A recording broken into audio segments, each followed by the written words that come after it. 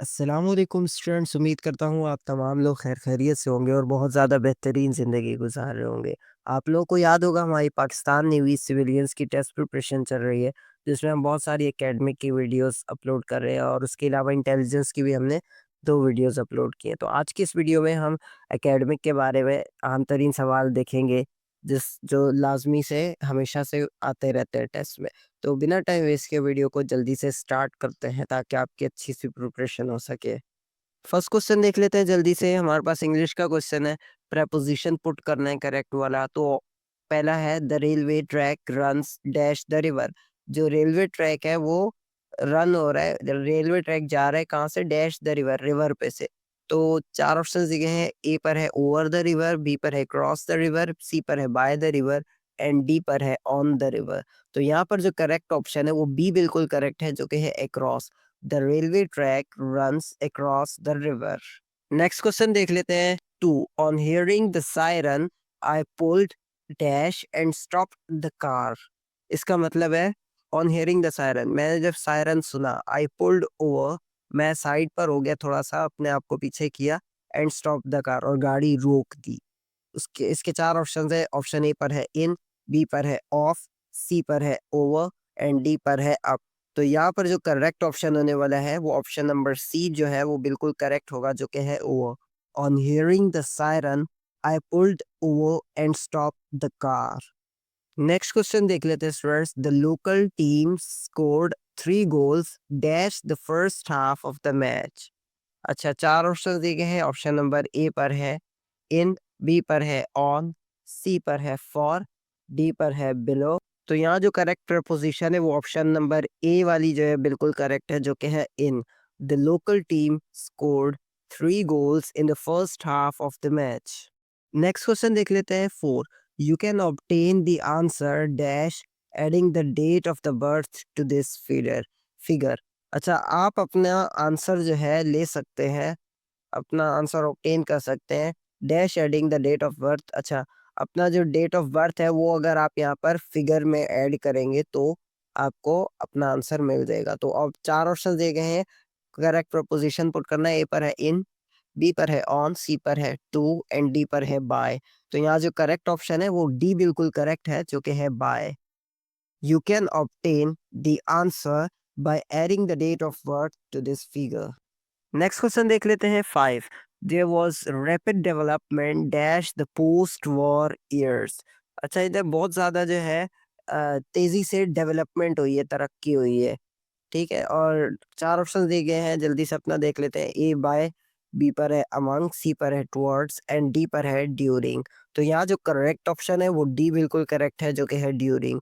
There was rapid development during the post war years, यानी कि post war years मतलब कोई जंग थी, उस सालों में बहुत ज़्यादा तरक्की हुई है यहाँ पर।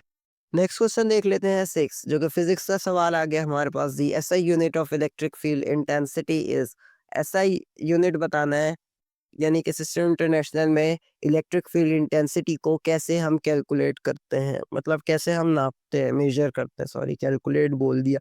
ऑप्शन ए पर है एन सी की पावर -1, बी पर है एन सी पर है एन सी स्क्वेयर, डी पर है सी एन की पावर 1। तो यहाँ पर जो ऑप्शन नंबर ए है वो बिल्कुल करेक्ट है, जो कि है एन सी एक्सपोनेंशियल -1।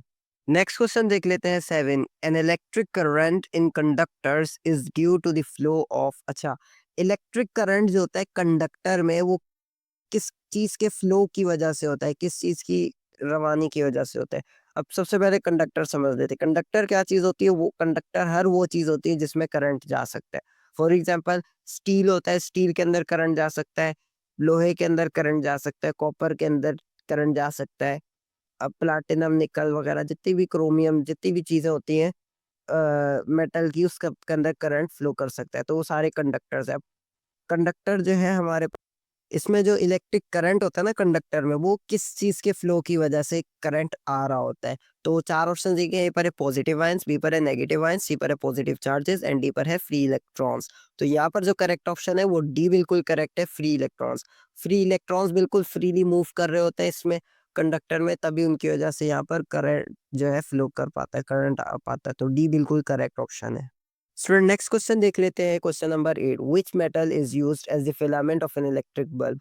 अभी मैंने पिछले सवाल में बताया कि जो करंट फ्लो करता है ना वो हमेशा मेटल में करता है। तो यहाँ पर पूछा जा रहा है बल्ब है, बल्ब जब जल रहा होता है जाहिर सी बात है अब बल्ब के अंदर भी मेटल होगा तभी वो जलेगा, करंट आएगा और करंट मेटल में आता है। बल्ब के अंदर भी मतलब कोई मेटल है, तो इससे ये बात साबित होगी कि बल्ब के अंदर मेटल होता है और ये बात सही लिखिए कि मेटल होता है उसके अंदर।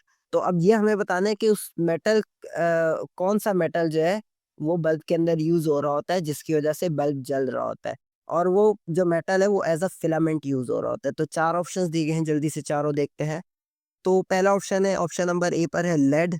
क्या लेड वो मेटल है? क्या कॉपर वो मेटल है? क्या टंगस्टन वो मेटल है? या फिर आयरन वो मेटल है? तो यहाँ पर जो करेक्ट ऑप्शन है वो ऑप्शन नंबर सी बिल्कुल करेक्ट है जो कि है टंगस्टन। टंगस्टन ऐसा मेटल है जो कि हर बल्ब में यूज़ होता है जिसकी वजह से हमारे पास बल्ब जलता है। तो ऑप्शन सी बिल्कुल यहाँ पे करेक्ट है। अच्छा स्टूडेंट यहाँ पर देख लेते हैं 9, question number 9, J plus K is equals to 21 then H plus L is equals to dash. अच्छा, इन लोगों ने क्या बोल दिया, J और K को जब हम प्लस करेंगे तो 21 आंसर आएगा। अब हम H और L को जब प्लस करेंगे तो क्या आंसर आएगा? अब मैं जल्दी से बताता हूँ कि J और K 21 होता कैसे और H और L को हम कैसे बताएंगे। तो मैं पिक्चर ऐड करता हूँ यहाँ पे फिर आपको समझाता हूँ। अच्छा, यहाँ पर मैंने एबीसीडी लगाई है और इसके साथ में ना नंबर्स भी लिखे हुए हैं, यानी कि ए 1 हो गया, बी 2 हो गया, सी 3 हो गया, इसी तरह से ना सारी नंबरिंग भी लगा दी है मैंने एबीसीडी की यहाँ पर। अब यहाँ पर जब हम नंबरिंग में देखें तो जे प्लस के हो रहा था ना, अब जे ढूंढे तो जे हमारे पास आ रहा है 10। जे का नंबर क्या है हमारे पास 10 है। फिर उसके बाद के का क्या नंबर है 11। तो जे 10 और के 11, जब 10 और 11 को प्लस करेंगे तो 21 हो जाएगा। ठीक है? इसी तरीके से हमें एच और एल का करना है। एच का हमारे पास नंबर क्या है 8, एल का हमारे पास नंबर क्या है 12। तो जब 8 और 12 को हमने प्लस किया तो हमारे पास क्या आंसर आया 20। तो ऑप्शन नंबर ए यहाँ पर हमारा बिल्कुल करेक्ट है।